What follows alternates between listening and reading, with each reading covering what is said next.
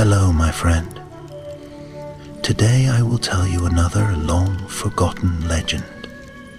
Close your eyes and let the magic transport you to Middle-earth. Our journey begins.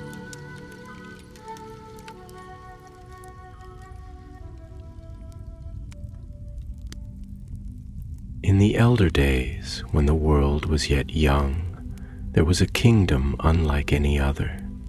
Hidden in the depths of Middle-earth, beneath the starlit canopy of ancient boughs lay Doriath, the land of the hidden kingdom. It was a place of twilight wonder, where time wove itself into the whispers of the trees, and the rivers murmured secrets from the elder days. The wind carried the scent of eternal spring, of golden blossoms that never withered, and the hush of a realm untouched by war or sorrow. Yet this peace was not kept by mere chance. A power older than the foundations of Middle-earth enfolded Doriath, a shimmering veil unseen by mortal eyes. It was called the Girdle of Melian, and it was no common enchantment. It was the work of a Maya, one who had once walked in the gardens of Lorien before the world was shaped, whose voice could weave fate into song and whose presence turned twilight into dawn. Melian, queen of Doriath, had cast the spell that wreathed her land in secrecy, so that no foe, nor lost wanderer, nor errant shadow could cross its borders unbidden. But the world beyond the girdle was changing. Dark winds stirred in the east, where Morgoth, the enemy of the world, plotted unseen in his fortress of Angband. His whispers slithered through the hearts of men and elves alike, twisting dreams into nightmares, turning brother against brother, sowing the seeds of ruin in lands that had known peace. And though the girdle stood strong, Melian's gaze grew troubled. She was wise beyond reckoning, yet even her foresight could not pierce the deepening shadow. One evening, beneath a sky where the stars lay silver-strewn like pearls upon dark velvet, a ripple touched the edges of her power. It was faint, like a single thread loosening in a great tapestry, but Melian felt it. Felt the tremor as though the fabric of her enchantment had been touched by an unseen hand. Somewhere at the edge of the woods, a stranger approached. He came not as a thief, nor as a conqueror, nor did he bear the sigil of any king or lord. His cloak was torn, his boots dusted with the long miles of the road, and his hands bore the calluses of one who had wielded both sword and plough. His name, though unspoken, was Halathor, last of a forsaken house. He carried with him no banners, no treasure, no token of wealth, only a single branch of silver, its leaves untouched by time, as though it had been plucked from the elder days themselves. The girdle should have turned him aside, should have cast him into confusion, led his feet astray, as it did with all who approached unbidden. And yet, as Halathor set his weary steps toward Doriath's unseen border, the barrier did not resist him. The enchantment wavered, just for a breath, just for the time it takes for a leaf to fall, and then it let him pass. The trees whispered of his coming, their voices stirring the sleeping wind. The night birds ceased their song. Even the waters of the Escogalduin, flowing dark and silent beneath the stars, seemed to pause, as if waiting. From her chamber high in Menegroth, where the halls of Thingol shone like a cavern of living stars, Melian turned her gaze outward. She closed her eyes, and the world unraveled before her, stretching outward like the slow turning of the heavens.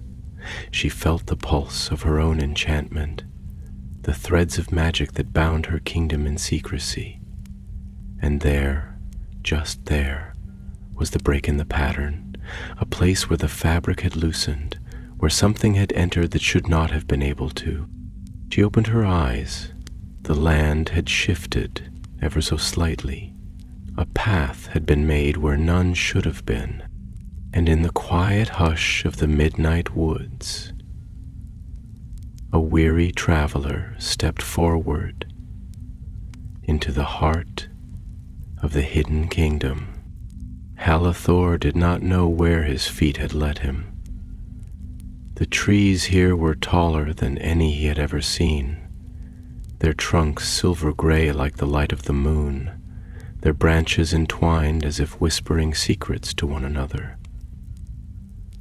The air was thick with an enchantment he could not name, a presence that made his breath slow and his heart quicken. And then he saw them, the elves of Doriath. They emerged from the shadows like the first light of dawn, clad in garments woven from starlight and moon thread, their eyes filled with the wisdom of years beyond counting. They moved with the grace of rivers, their hands resting lightly upon the hilts of their curved blades, yet they did not strike. They only watched. Halathor did not reach for his own weapon. He had no strength left to fight. His journey had been long, his heart heavy with burdens unnamed. And so he stood in silence, waiting for judgment. One among the elves stepped forward, taller than the rest, his hair dark as the deep places of the sea, his eyes bright with the light of the Eldar. He bore no crown, yet there was a quiet authority in his bearing. "Hail, stranger," the elf spoke, his voice like the wind moving through hollow stone. "You stand within the realm of Eleuthingol, where none may walk unbidden. Speak your name and tell us by what power you have come here." Halathor swallowed, his throat dry as dust. "I do not know by what power I have come," he said, his voice rough from the road. "I only know that I walked and the way was open to me." The elf studied him, his gaze lingering on the silver branch Halathor held. His fingers tightened slightly around the hilt of his sword, as if sensing something unseen. "You carry an ancient thing," he said at last, "one that does not belong in the hands of men." Halathor looked down at the branch, tracing its silver leaves with his thumb. He did not know its origin, nor why it had come into his keeping, only that it had been with him since the last of his kin had fallen, since the ruin of his house had been sealed. Before he could answer, another voice rose, soft and clear, yet more powerful than any command. "Bring him to me." The elves turned, and even the wind seemed to bow. For it was the voice of Melian, Queen of Doriath, whose wisdom was deeper than the roots of the mountains, and whose sight could pierce the veil of time itself. Halathor felt the weight of unseen eyes upon him, the knowing presence of one who could unravel the very threads of his fate. And though he did not yet understand it, he knew his journey had only just begun. Halathor was weary beyond the weight of his years, and yet, as he walked among the trees of Doriath, something within him stirred, something that had been quiet for a long, long time. The world here did not feel like the world he had known, and in this moment, though his body ached from the long road, his soul felt a strange and foreign lightness, as if a burden he had carried without knowing had lessened, even if only by a whisper's weight. The air itself was different, thicker deeper, richer with a fragrance he could not name, something beyond the mere scent of earth and bark and moss. It was as though the very essence of the land had been shaped by unseen hands, its breath imbued with something older than time, something that did not belong to the world of men. The trees, great and ancient, loomed high above him, their silver limbs intertwining like the hands of dreamers caught between slumber and waking. Their leaves, dark green touched with hints of gold, did not rustle as normal leaves did, but moved as though sighing in thought, whispering secrets only the wind could understand. Light filtered down in shifting beams, turning the ground into a dappled tapestry, woven with pale glow and deep shadow, as if the land itself was caught in the perpetual embrace of twilight. It was a living place, yet not alive in the way he had known forests to be. It was something greater, something that did not merely exist, but remembered. Halethor could feel it as he walked, each step sinking slightly into the soft moss beneath his boots, the damp earth breathing against his soles like a sleeping creature stirring. He had spent years wandering through the wild places of the world, but this was different. This was no ordinary forest, no mere collection of trees and soil and sky. This was a place of magic, a realm set apart, a sanctuary that had endured the turning of the ages untouched by ruin or war. And though his heart was heavy with the weight of all he had lost, for the first time in a long while he felt something else, a kind of quiet wonder, a hushed reverence, as if he had stepped not into a land, but into a dream. The elves that surrounded him did not speak as they walked. They moved with effortless grace, their steps barely making a sound, as if they were not bound by the same earth that held his own feet. Their faces, half lit by the soft glow of the filtered light, were unreadable, distant as stars in the black vault of night. And yet, though they did not speak, Halethor could feel their eyes upon him, studying, measuring, as if seeking to unravel some hidden truth that lay beneath his weary flesh. He did not know what they saw when they looked at him, whether they saw a man of broken lineage, a relic of some forgotten house now reduced to dust, or something else, something nameless, something that even he himself did not yet understand. At last, after what felt like hours, though may have been mere moments, they came to a great bridge of pale stone, arching over a river that moved with slow, deliberate grace, its surface smooth as glass, reflecting the golden light of unseen lanterns that glowed softly beneath the water's edge. The river, the elves had called it Eskelduin, and it did not move with the wild abandon of other rivers Halethor had known. It was not a thing that raged or roared. It did not crash upon rocks or swirl into violent eddies. Instead, it moved with the patience of something ancient, something that had no need to rush, for it had all the time in the world. The sound of it was not merely water upon stone, but a kind of song, a hushed melody woven into the very air, so quiet it could almost be mistaken for silence. Beyond the bridge, half hidden beneath the roots of trees older than the memories of men, lay the gates of Menegroth, the 1,000 Caves. They were not like the crude halls of men, nor the grim fortresses of dwarves. They were not shaped with the rough hands of those who sought to conquer stone, but with the patience of those who understood its will. The entrance yawned wide before him, not like a chasm of darkness, but like the mouth of something vast and ancient, something that did not swallow light, but held it close, cradled it within its depths. Carvings, intricate and delicate, wove their way along the stone, images of forests and rivers, of creatures long vanished and flowers that had never withered.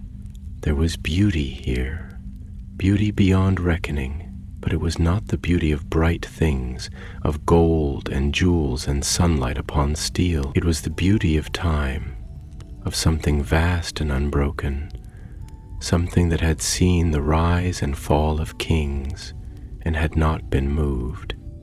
Eilithor swallowed, his throat dry, as the elves led him forward into the depths of Menegroth.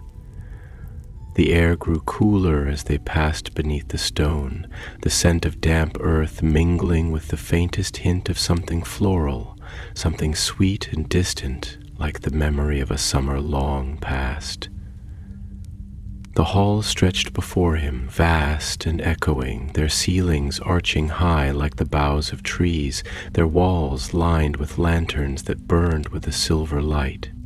And there, seated upon a throne of grey stone veined with silver, was Thingol, king of Doriath. His presence was like the forest itself, old, unmoved, yet filled with a quiet, watching wisdom. His hair was long and silver gray, like the light of a full moon upon still waters, and his eyes, dark and deep as the wells of the earth, fixed upon Halithor with a gaze that pierced through flesh and bone, as if looking beyond the skin, beyond the weariness, beyond the years, into something more. There was no kindness in them, nor was there cruelty, only a quiet, measured judgment, the gaze of one who had lived long enough to know that time did not shape men, but revealed them. And beside him, standing like a light half veiled in mist, was Melian. Halithor had seen beauty in his life. He had seen the golden light of dawn breaking over the high hills of the north, had seen the silver sheen of the moon upon the black waters of forgotten lakes, had seen the stars winking in the stillness of the desert sky, but he had never seen anything like her. Her presence was not merely one of form or feature, not something that could be captured in words. She did not seem bound by the same world he knew. She was something apart, something that did not belong to this earth, yet had chosen to walk upon it. Her hair was dark as the midnight sky, her eyes deep and luminous, filled with the light of things unspoken. And when she looked at him, it was not as Thingol had looked at him, nor as the elves who had led him here had looked at him. She looked at him as if she already knew him. She looked at him as if she had seen him before. And then she spoke, her voice soft yet vast, like the wind moving through unseen places. "You should not have been able to enter." Halithor felt his breath catch in his throat. "I know," he said, his voice little more than a whisper. "And yet I did." For a long moment Melian said nothing. Then, after what felt like an eternity, she tilted her head slightly, her gaze lingering on the silver branch he carried. "Tell me," she said, her voice like a song upon the edge of sleep, "how is it that a man of mortal blood carries something that was never meant to be held by hands such as yours?" And Halithor, who had long carried burdens he did not understand, who had walked roads without knowing where they led, who had held in his hands something older than time itself, could only say, "I do not know." And the silence of the 1,000 caves swallowed his words like the turning of the tide. The silence in the halls of Menegroth was not empty, nor was it idle. It was a silence woven with meaning, a quietness that did not simply exist but observed, as though the very stone of the cavernous halls listened, as though the light itself held its breath. The presence of Melian filled the space between sound and stillness, her gaze a quiet storm of understanding, a thing deep and unreadable, yet never cruel. Beside her, Thingol sat like the roots of the forest, unyielding and vast, his presence woven into the stone of his throne, the weight of countless years and unspoken wisdom settled upon his brow. And before them stood Halathor, weary of the road, yet caught in something larger than himself, something he could neither name nor grasp. He had always thought of himself as a man bound to the earth, shaped by the weight of his footsteps, by the cold winds of nameless mountains, by the heavy press of the sun on the backs of those who tilled the land with hands calloused by toil. And yet, standing here beneath the vaulted ceilings of a place untouched by time, a place where the world moved slower, where thought was given space to stretch and unfold like the slow turning of the stars, he felt small, not in the way a man feels small before a mountain, but in the way a single word feels within the span of a great song.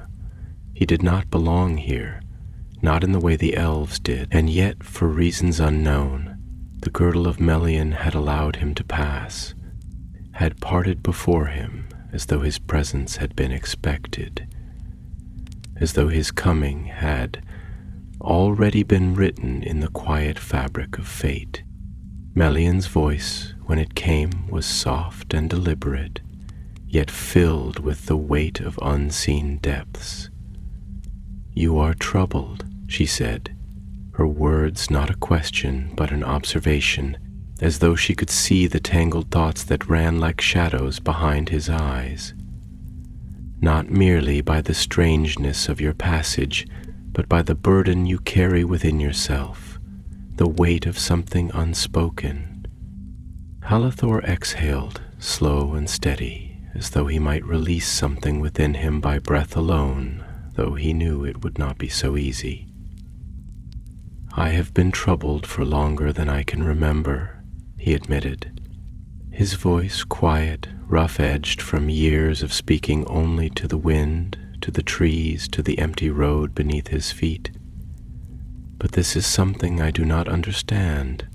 The girdle should have cast me aside, turned me away as it has turned away all others, and yet here I stand." He lifted the silver branch in his hands, turning it slightly so that the dim light caught its edges, tracing the veins of its leaves with a quiet, ghostly shimmer.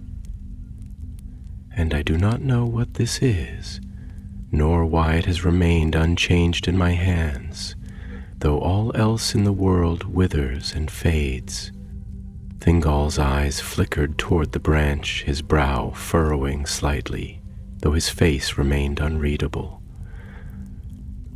"There are things in this world that do not belong to men," he said at last, his voice low, measured, like the slow shaping of stone by patient hands.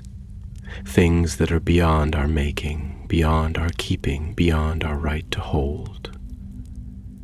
He leaned forward slightly, his silver-gray hair catching the light, his expression unreadable, yet weighted with something that felt close to memory. "Where did you find it?" Halathor hesitated. There were things he had seen, things he had lived, that had no place in the telling. There were moments in his past that felt as though they belonged to another life, shadows of choices made in the quiet corners of forgotten years. But this, at least, he could give voice to. "It was given to me," he said slowly, as though shaping the words with care, as though they were stones he placed carefully upon the foundation of something unseen. "By a man whose name is no longer spoken, whose house has long since turned to dust. He was old, older than I had thought any man could be. He lived alone, far beyond the borders of any kingdom, beyond the reach of any law, and when he died, he placed this in my hands and told me to keep it.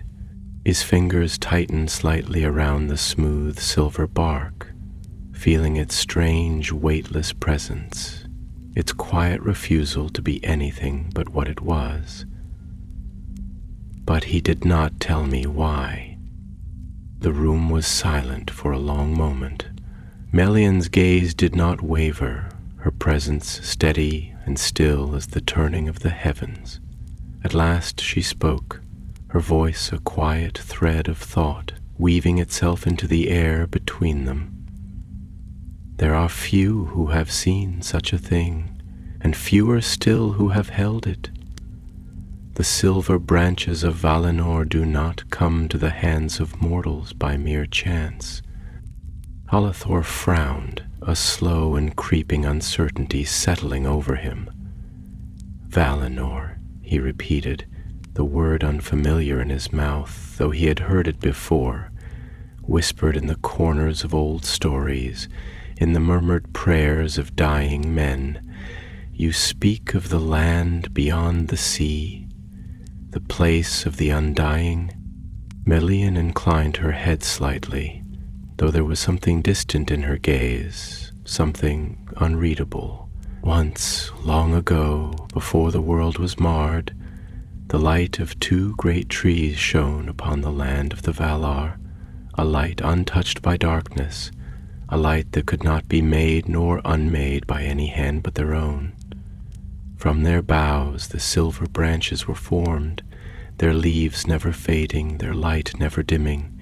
They were not meant for this world, for Middle-earth was shaped in twilight, in the mingling of shadow and light. And yet one has come here, carried by a mortal hand. Thingol's voice was quieter now, though no less weighted. And that is no small thing. Halathor exhaled slowly, his thoughts unraveling like threads loosened from an old tapestry, each one leading deeper, further into something he did not yet understand.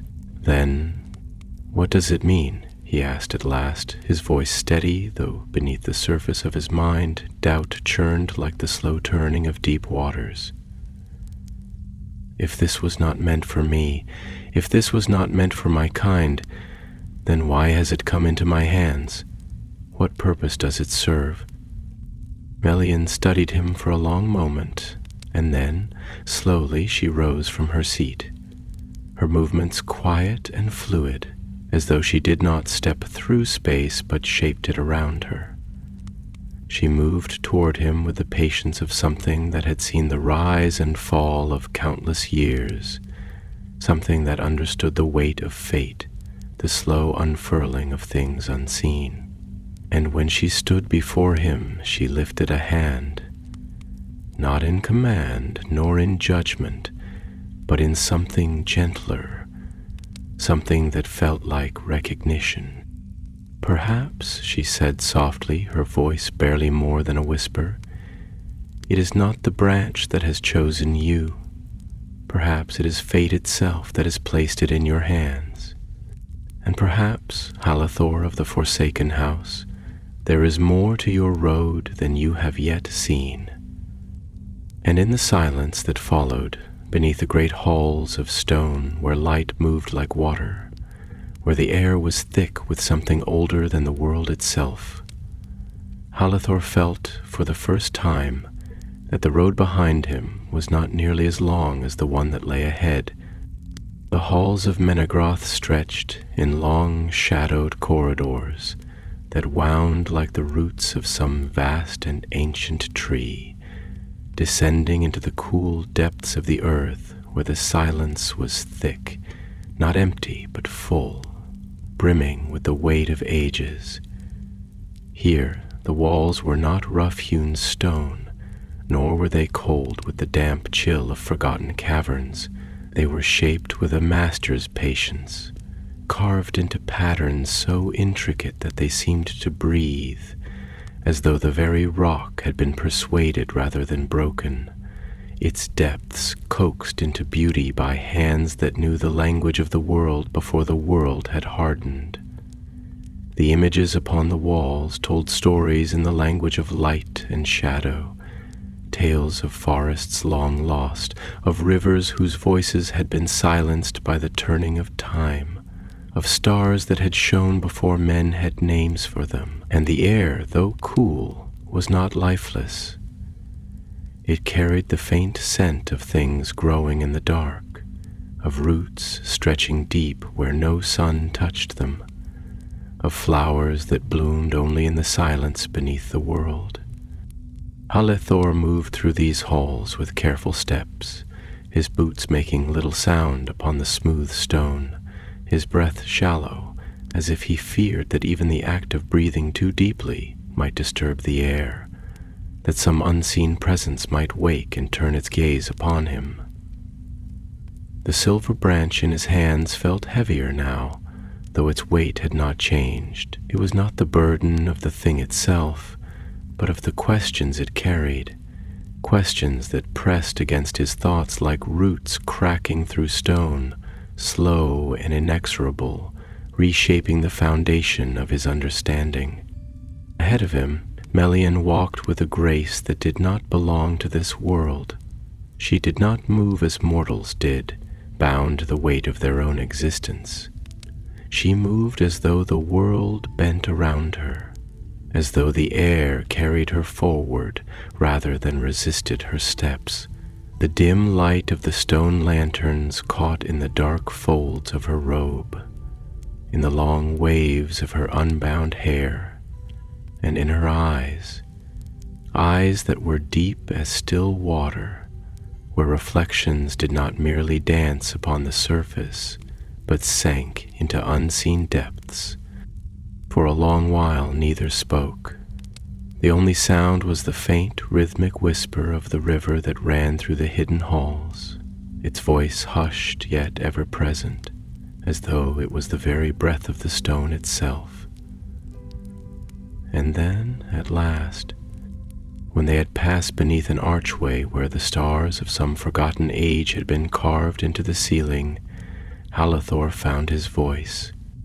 "If this thing was never meant to leave the lands beyond the sea," he said, his voice quiet yet steady, "then why has it come here? Why would the hands of fate place it in mine when I am nothing? No king, no lord, no great warrior of renown.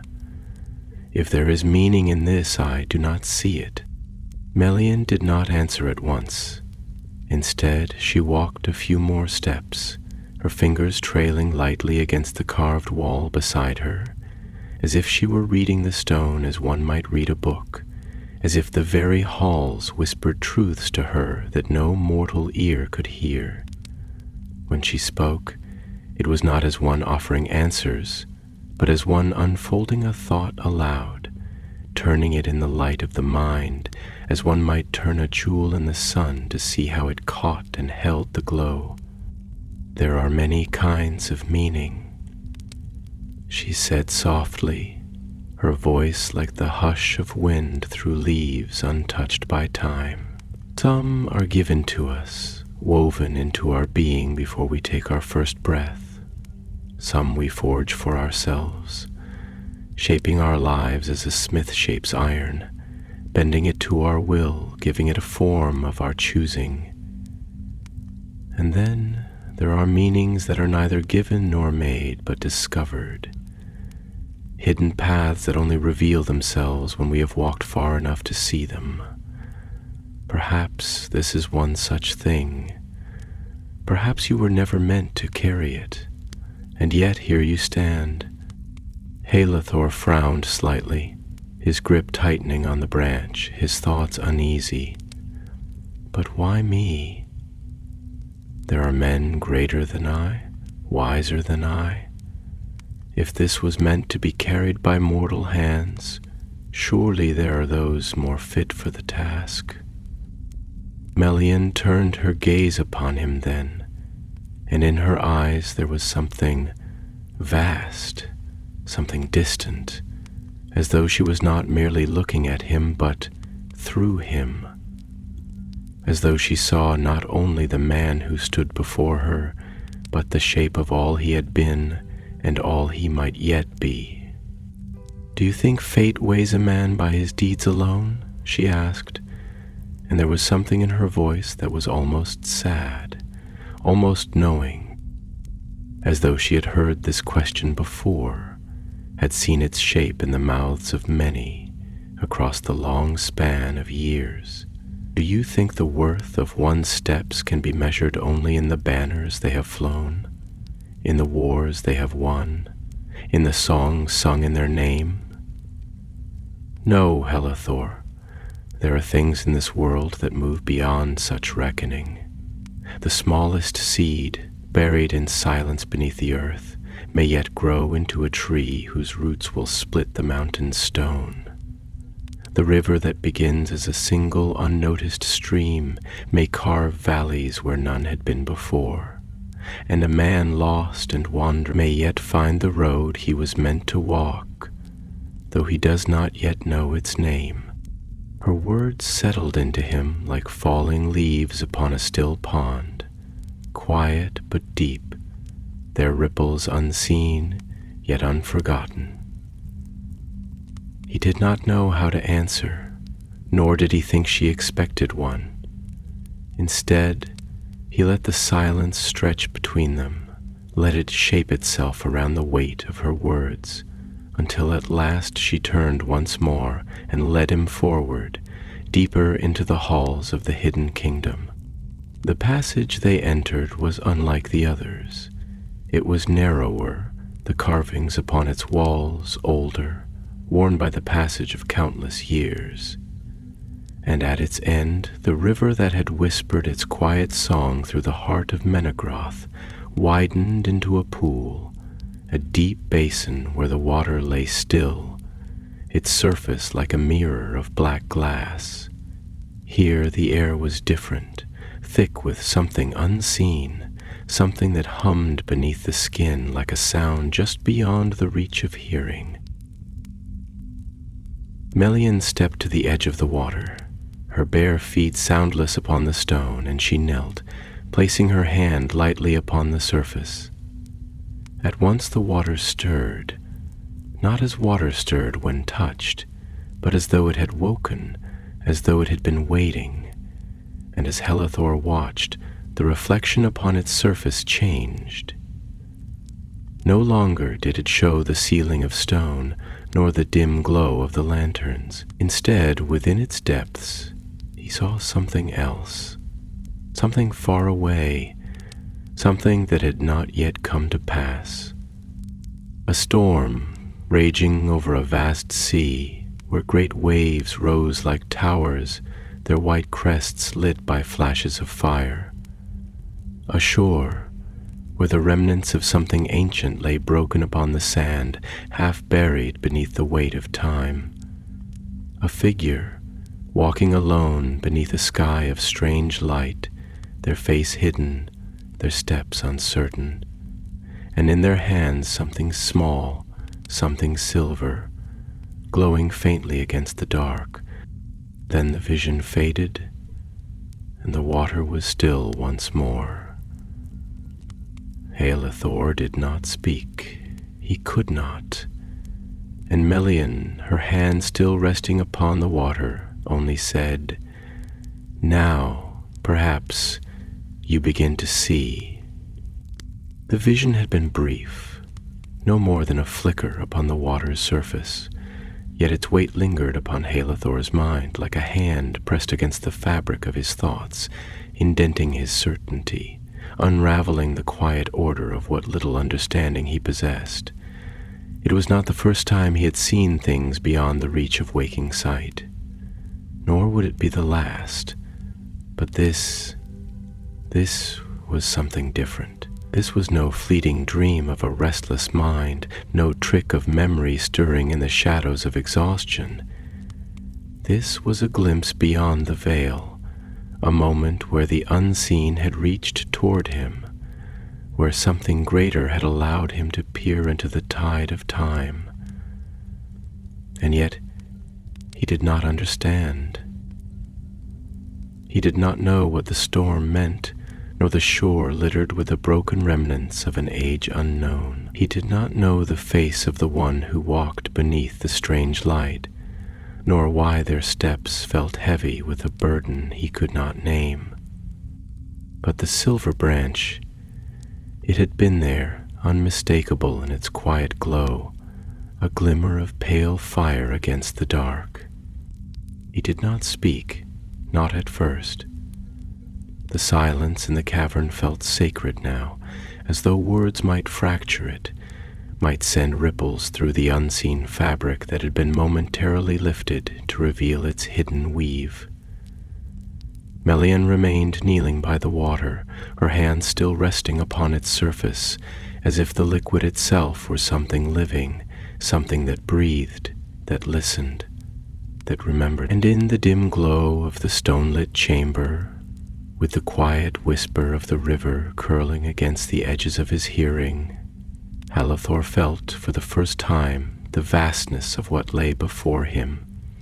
Not a simple path, not a mere journey from one place to another, but something deeper, something older than his own understanding, something that had been set in motion long before his first breath.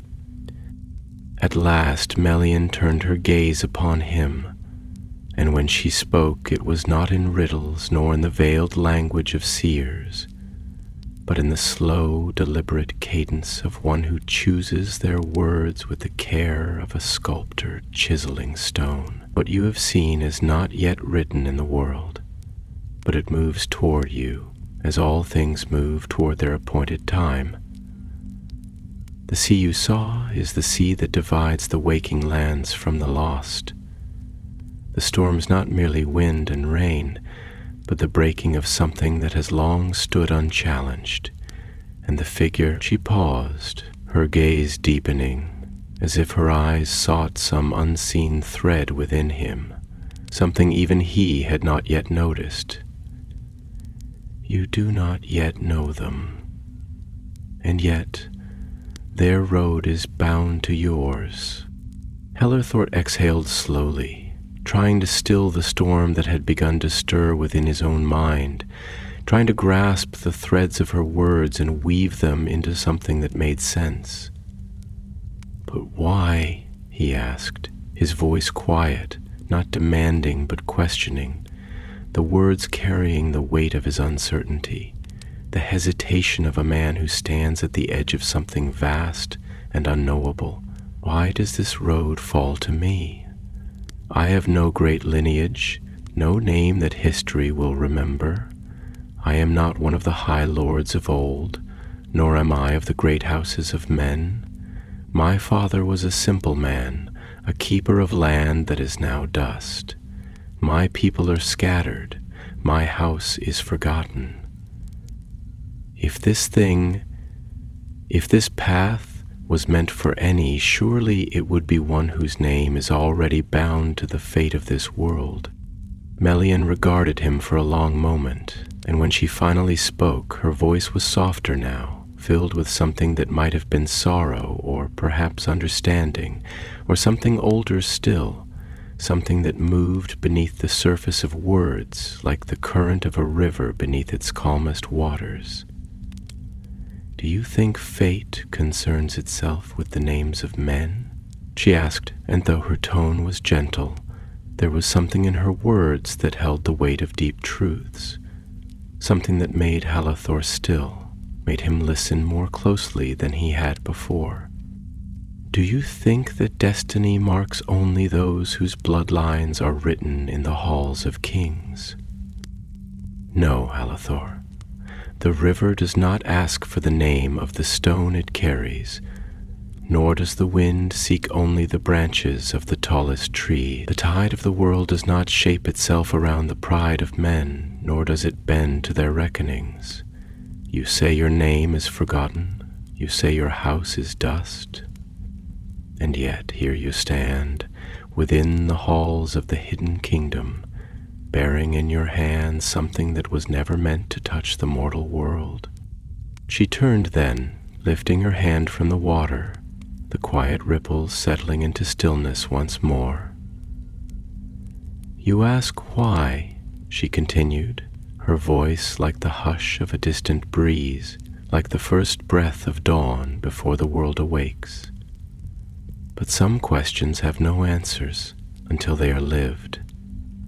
Some roads cannot be seen until they are walked. Halithor looked down at the silver branch, his fingers tightening around its pale bark, feeling the strange, weightless presence of it, the quiet defiance with which it had remained unchanged despite the long miles he had traveled, despite the passing of seasons, despite all else in the world that had withered and fallen. He did not know if he believed in fate.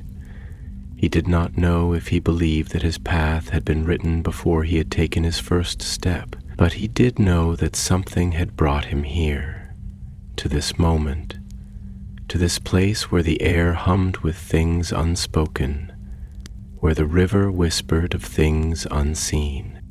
At last he lifted his gaze, meeting Melian's eyes with a steadiness he had not felt before.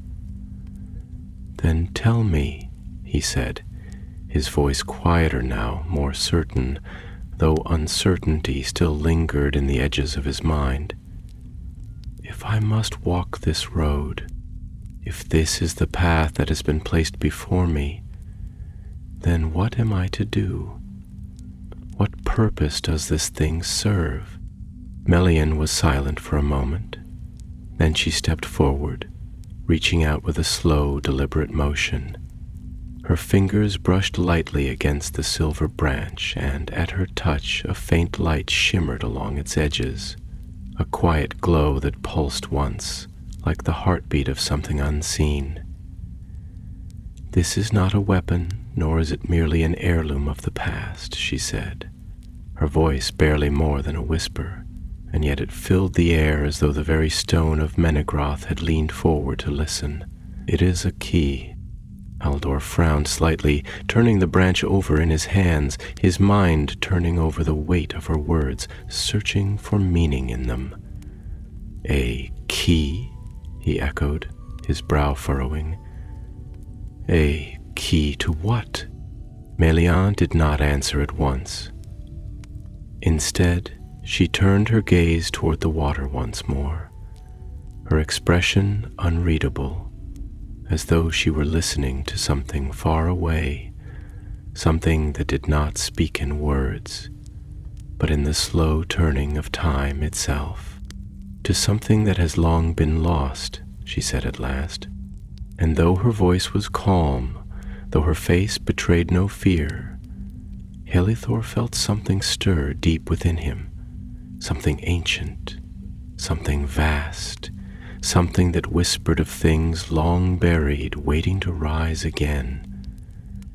The air in the cavernous hall was thick, not with the damp chill of underground stone nor the hollow echo of lifeless depths, but with something unseen, something that hummed in the quiet spaces between breath and silence. It was a stillness that was not empty, a quiet that was not devoid of presence, but full, brimming with meaning, with weight, with the slow pulse of something ancient and unseen, something that watched from the edges of knowing.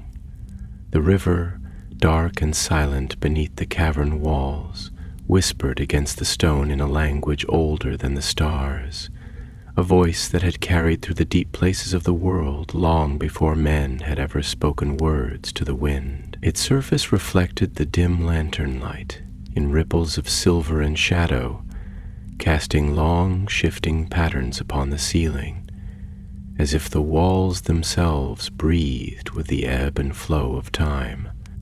Halithor stood motionless, his fingers still curled around the silver branch, though he could not remember when he had last truly felt its weight, when it had last seemed to him an object of substance rather than a thing that carried only questions, a vessel of some deeper enigma that refused to be unraveled.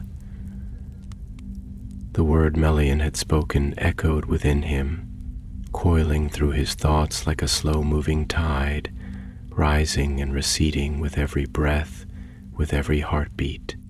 A key.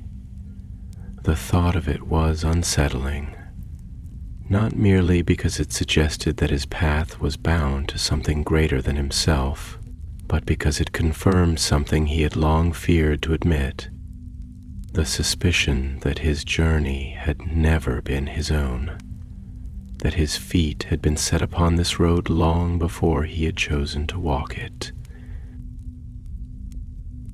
Melian remained beside the water's edge, her fingers lingering above its dark surface, her expression unreadable, distant, as if her gaze was turned towards something far beyond the walls of Menegroth, beyond the river, beyond even the borders of the world itself.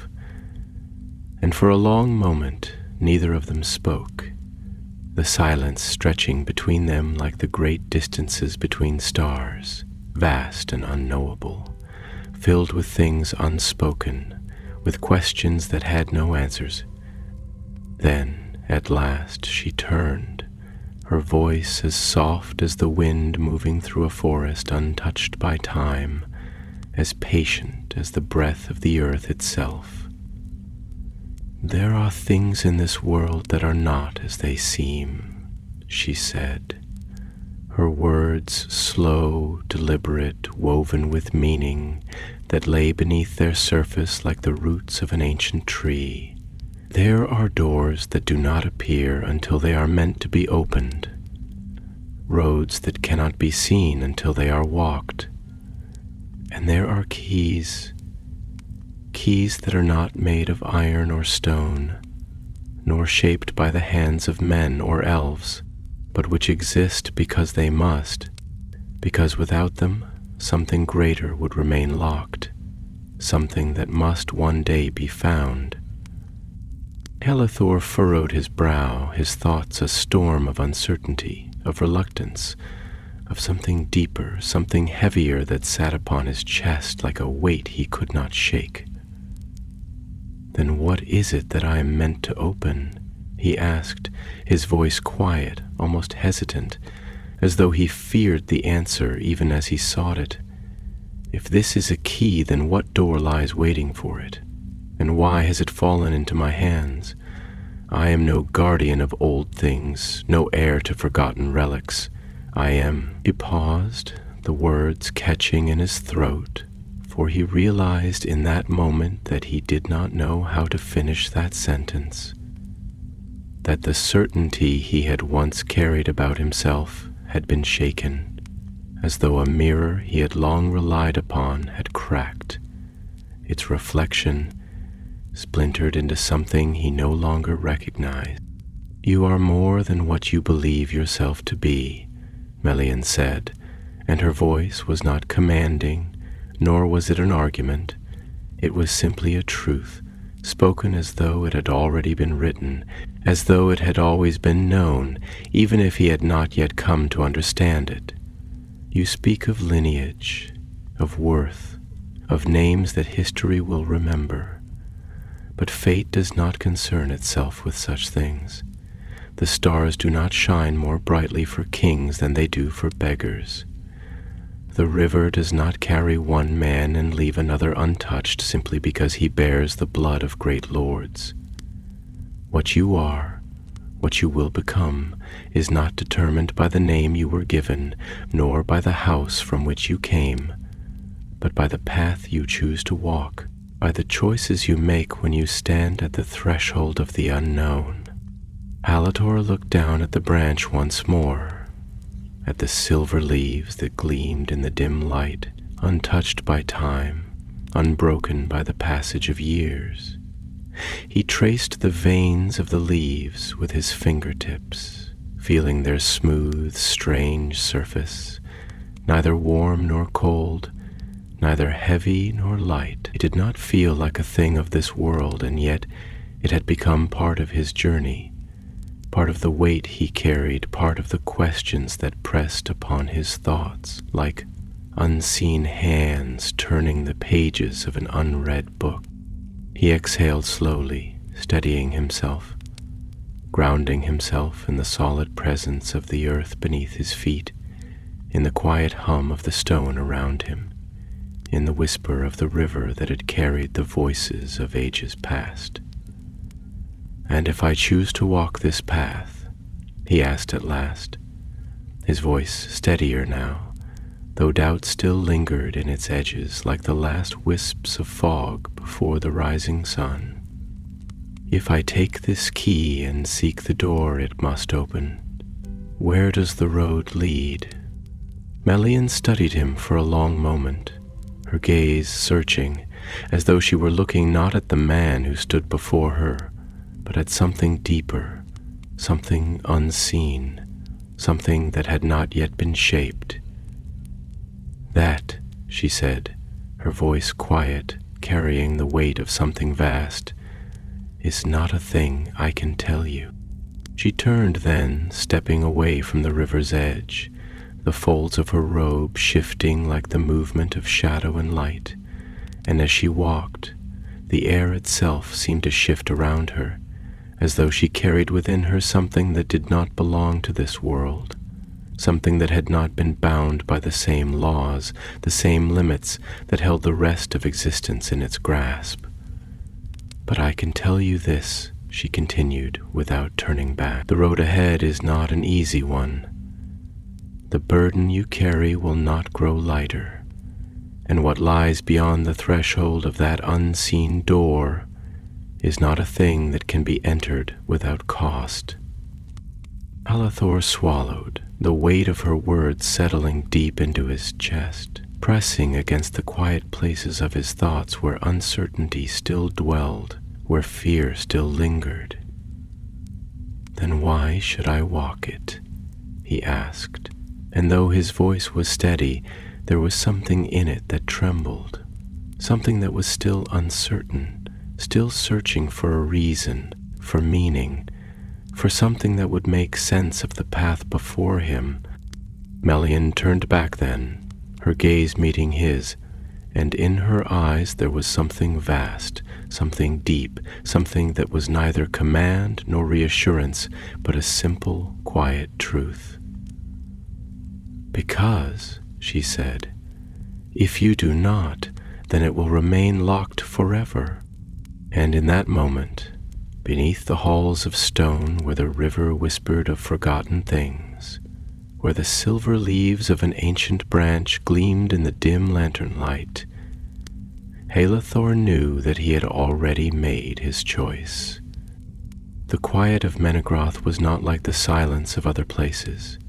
It was not the emptiness of a tomb, nor the hush of a desolate land where nothing stirred. It was a silence thick with memory, woven into the very stone of the halls, lingering in the shadows where the light of silver lanterns wavered upon carved walls.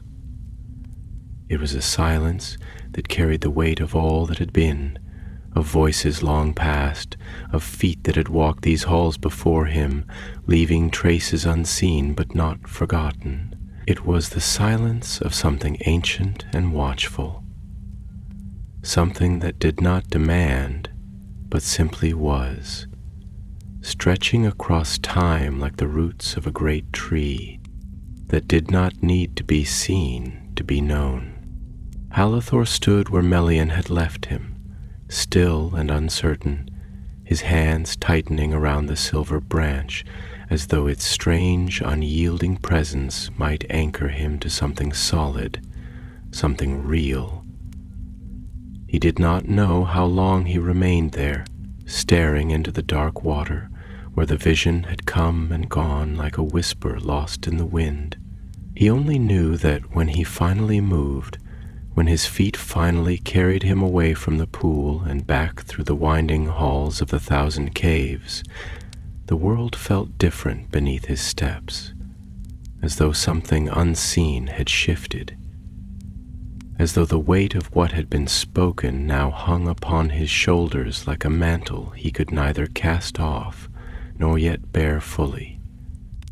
The corridors of Menegroth stretched in endless labyrinths, carved with the patience of those who had shaped them not merely as shelter, nor even as home, but as something more, something sacred, something enduring, a place where the music of time itself had been woven into stone and shadow. Pillars, tall as the trunks of the ancient trees that stood in the forests above, rose into high vaulted ceilings where constellations had been etched with delicate precision, as though even here, beneath the earth, the stars had been given a place to shine.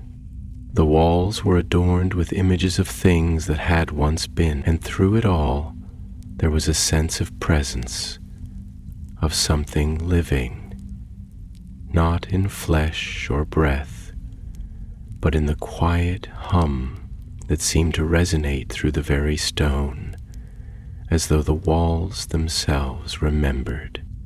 Aelthor walked with slow steps, his mind heavy with the echoes of what had passed, with the weight of a purpose he did not yet understand. He thought of Melian's words, of the certainty in her voice, of the way she had spoken of fate, not as something distant and unknowable, but as something already present, already woven into the fabric of the world, waiting only to be realized. He thought of the vision, the storm upon the sea, the ruins upon the shore, the lone figure walking beneath a sky where light and shadow warred against one another. And he thought of the silver branch in his hands, of the way it had remained unchanged, unbroken, even as all else in his life had been stripped away. He had always believed that a man shaped his own path, that fate was not a thing written in the stars, but something carved with blood and sweat, with the choices one made and the battles one fought. But now he was no longer certain. He had not chosen this road, and yet it had opened before him. He had not sought this burden, and yet it had been placed in his hands. Could it be that he had never been the one leading his own steps? That all the years of wandering, of searching, had not been aimless, but part of a design he had never seen? The thought unsettled him. And yet, for all his doubt, for all the questions that circled in his mind like vultures over an unnamed grave, there was one truth he could not ignore. Whether or not he believed in fate, whether or not he accepted the path that had been laid before him, he had already taken the first step. There was no turning back now. A voice stirred him from his thoughts, quiet yet firm, carrying the weight of one who had spent long years watching the world change around them. "You have spoken with the Queen." Aelthor moved through the halls as one who walks not toward a destination, but away from the weight of thoughts too great to bear. His steps measured, steady, yet burdened with the quiet pull of something unseen, something unspoken. The silver branch in his hands felt lighter now, though its weight had not changed, as if the act of speaking its purpose aloud had altered it in some unseen way. He could feel its presence not as an object to be held, but as something more, something that was now part of him, woven into the path he had not chosen, but which had, nonetheless, chosen him. His mind was a tide of thought, moving restlessly through the echoes of words spoken in the dim light of the Queen's chamber, the quiet truths that had been laid before him like stones in the river of his understanding. He had always believed that a man's fate was his own, that the choices he made shaped the course of his life, that there was no hand beyond his own guiding him upon the road he walked. But now he was not certain. Now he felt the weight of something greater than himself, something that had moved long before he had ever set foot upon this path, something that had watched, waiting, until the moment had come for the thread of his life to be woven into the tapestry of a world he did not yet understand. A voice stirred him from his thoughts, breaking the quiet hum of the stone around him, and when he turned, he found himself once more in the presence of the elf who had spoken to him before. His dark eyes calm yet sharp, as though they saw not only what lay before them, but the unseen currents that moved beneath the surface of all things. "You have been given much to consider," the elf said, his voice low, his tone carrying the weight of one who understood the burden of knowledge, the heaviness of understanding that could not be cast aside once grasped. "And yet, you do not ask the question that lingers most heavily in your mind." Halethor regarded him for a long moment, his grip tightening on the branch, not because he feared the words that had yet to be spoken, but because he feared that in speaking them, he would give shape to something he was not yet ready to face. "And what question is that?" he asked, though he already knew the answer. The elf's gaze did not waver, nor did he speak at once, allowing the silence to stretch between them, deep and weighted, as though he wished for the words to settle before they were given breath. Then, at last, he said, "You do not ask why the queen told you only part of the truth." Halethor felt something stir within him, something like the shifting of the wind before a storm, a subtle movement in the fabric of his thoughts, something that had been there all along unnoticed, but now rising, now undeniable. He had listened to Melian's words, had accepted them as truth, had felt the weight of them settle into his mind, and yet he had not questioned why they felt incomplete, why there had been a depth to her gaze that spoke of something unspoken, something withheld. He exhaled slowly, his voice quieter now, more measured. "She told me enough," he said, though even as he spoke the words he knew they were not wholly true. "She told me what I needed to know." The elf inclined his head slightly, his expression unreadable. "Perhaps," he said, though there was something in his voice that suggested otherwise. "But the queen does not speak of things she has not seen, and she does not speak all of what she has seen unless she deems it necessary." Halethor frowned slightly, the unease in his mind deepening, though he did not yet fully grasp why. "You believe she has withheld something from me?" "I do not believe," the elf said, his tone unwavering. "I know."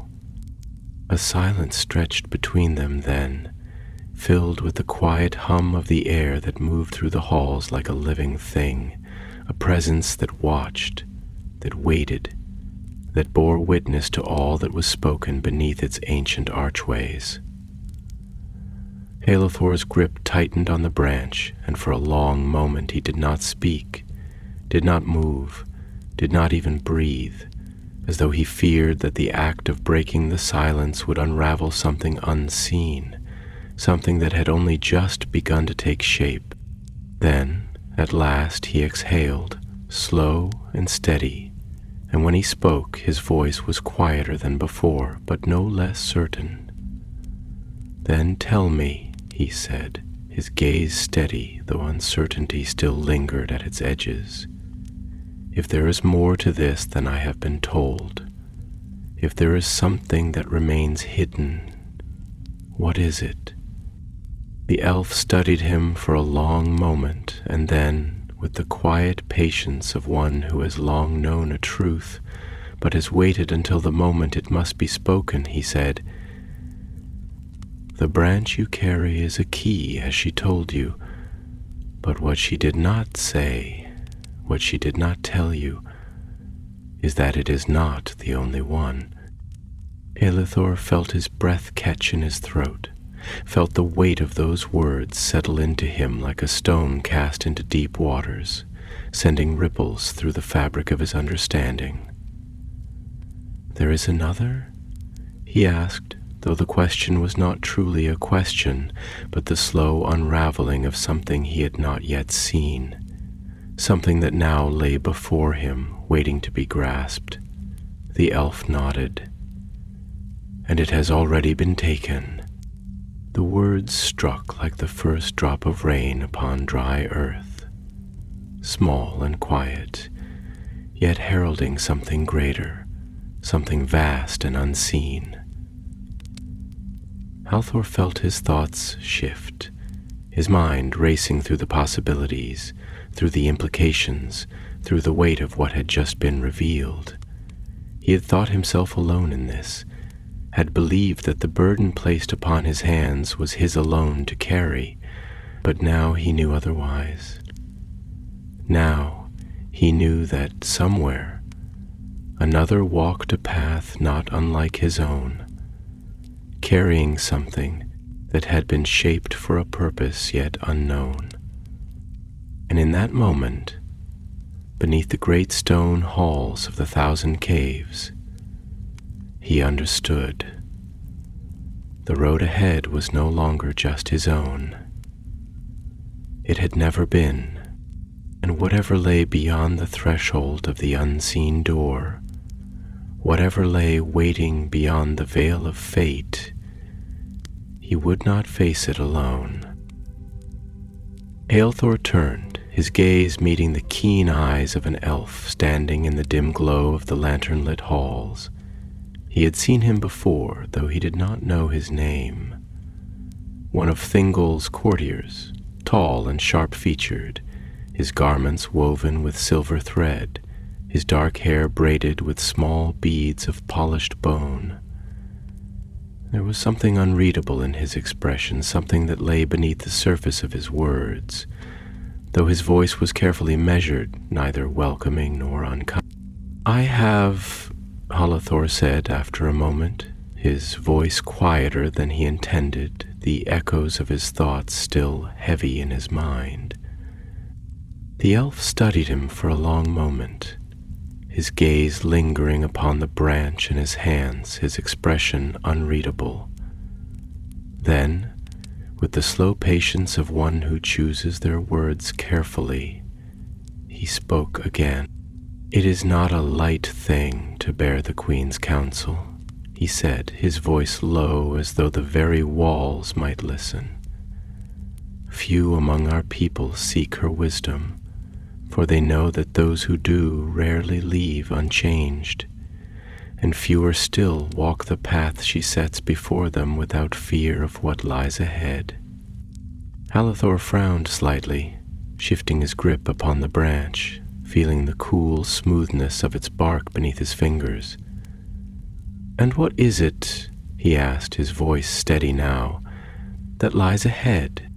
The elf regarded him for a long moment, and then, with the faintest ghost of something that might have been amusement, or perhaps something deeper, something knowing, he said, "That is not a question I can answer, for even if I knew, it would not be my place to speak it.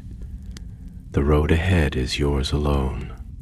A silence stretched between them, thick with unspoken thoughts, with the quiet weight of something vast and unseen. Then, with a slight incline of his head, the elf turned, stepping into the shadows of the hall, his figure disappearing into the endless corridors of Menegroth. Halthor exhaled, long and slow, the weight of uncertainty settling deeper upon him. The road ahead was his alone, and though he did not yet know its name, he knew he would walk it. The deep halls of Menegroth seemed different now, though nothing in them had changed. The air still carried the same cool breath of the river that wound through its hidden caverns, the same faint fragrance of moss and stone that had lingered in its depths for centuries untold. The golden lamps still burned with an even glow, casting the same long shadows upon the walls where carvings of ancient memory stretched in an unbroken weave, a silent testament to the years that had passed like a slow river beneath the stars. And yet, though his eyes saw no difference, Helthor felt as though the world around him had shifted in some way he could not name, as though the path before him had subtly altered, not in distance or direction, but in meaning, in weight, in the quiet pressure of something unseen that lay just beyond the reach of his understanding. He walked in silence, his steps measured, his mind a restless tide, moving through thoughts that rose and fell like waves against a shore he could not see. The silver branch remained in his grip, its pale bark smooth beneath his fingers, neither warm nor cold, neither heavy nor light, a thing untouched by the laws of time that governed all else. He had held it for so long now that he had ceased to question its presence, ceased to wonder at the way it had come into his keeping, and yet, with every word spoken in the shadowed halls, with every step that carried him deeper into the mysteries of this place, he felt the truth settling into him like a weight he had not been aware of carrying, a burden that had not yet revealed its nature, only its presence. The words of Melian still lingered in his mind, wrapping around his thoughts like vines that wound through the ruins of forgotten temples, their roots deep, unseen yet unshakable. A key. She had called it a key, and though she had not spoken of the lock it was meant to open, he could not deny the way the words had struck something within him, something that resonated with an understanding he did not yet possess. He had always believed that the course of his life had been shaped by his own hands, by the choices he had made, by the roads he had chosen to walk and the battles he had chosen to fight. But now he was no longer certain. Had he been led here by his own will, or had his path been guided by something older, something deeper, something that had waited for him long before he had taken his first steps upon this road? A sound stirred him from his thoughts, soft, deliberate footsteps upon stone. He turned, his hand instinctively tightening around the branch, though he knew there was no threat here, not within the halls of the hidden kingdom. A figure moved toward him, stepping from the shadows with the same quiet grace that all the elves of Doriath possessed, their presence like the movement of leaves in a wind that did not stir the air. It was the same elf who had spoken to him before, the same sharp gaze, the same unreadable expression. But now, as he approached, there was something else in his bearing, something thoughtful, something that seemed to weigh the silence between them before breaking it. "You linger," the elf said, his voice low, measured, carrying a tone that was neither accusation nor mere observation, but something in between, something that suggested understanding, even if it did not yet offer it. Helthor exhaled slowly, shifting his grip upon the branch, not because he feared anything in this moment, but because he felt that to stand still, to remain unmoving, would be to allow the weight of his thoughts to press him too deeply into the stone beneath his feet. "I do," he admitted, his voice quieter than he had intended, as though speaking aloud would unravel the tenuous balance of thought that had settled within him. "There are answers I do not yet have, and I am not certain I know how to seek them." The elf studied him for a long moment, his gaze lingering upon Helthor's face, as if searching for something unseen, something unspoken. Then, with a slow, deliberate nod, he stepped past him, his fingers tracing the intricate carvings upon the walls, the stories of the elder days etched into the stone like memories that had been given form.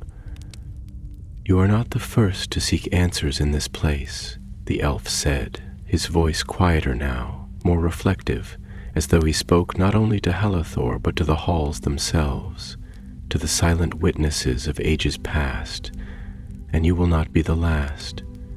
But there is a truth that many fail to understand, even when they have spent long years searching for it." He turned then, his gaze sharp, his words carrying a weight that was not of mere knowledge, but of something lived, something felt. "The answers you seek will not be given to you. They must be found, and to find them you must be willing to walk a path whose end you cannot yet see." Halathor met his gaze, feeling the truth in his words settle into him like the first touch of winter upon the wind. He had always believed that knowledge was a thing one could grasp, a thing that could be uncovered if one searched long enough, if one asked the right questions, if one followed the right signs. But perhaps he had been wrong. Perhaps the answers were not things that could be held, but things that revealed themselves only in the walking, in the choosing, in the moments where one stepped forward, not knowing where the road would lead. "And what if the path leads to ruin?" Halathor asked, his voice steady now, though there was a weight beneath it, a quiet echo of the fear that still lingered in the far corners of his mind. "What if the choice I make is the wrong one?" The elf regarded him for a long moment. Then, with a small breath that was almost a sigh, he turned his gaze away, looking instead toward the far end of the hall where the light of the lamps flickered against the carved stone. "There are no wrong choices," he said at last, his voice thoughtful, distant. "Only different roads, and each road leads to something, whether we understand it or not." A silence stretched between them then, filled with the weight of all that had not been spoken, with the quiet hum of a world that did not offer its secrets freely. Halathor stood for a long moment, his grip upon the silver branch tightening, then loosening, as though he could feel the unseen pull of fate in its weight, the quiet whisper of something beyond his understanding. And then, at last, he nodded. There was no turning back now. The halls of Menegroth stretched onward in winding passages, their walls carved with the patient hands of craftsmen who had shaped the very stone into the likeness of the world above. Trees with branches woven into an eternal embrace adorned the high-vaulted ceilings, their trunks reaching down in fluted columns that bore the weight of the earth itself, while rivers of silver inlay ran between them, tracing the flowing course of streams long vanished. The air was cool and heavy, not with the damp of caves, but with something older, something deeper, a presence that whispered of all that had come before and all that was yet to be.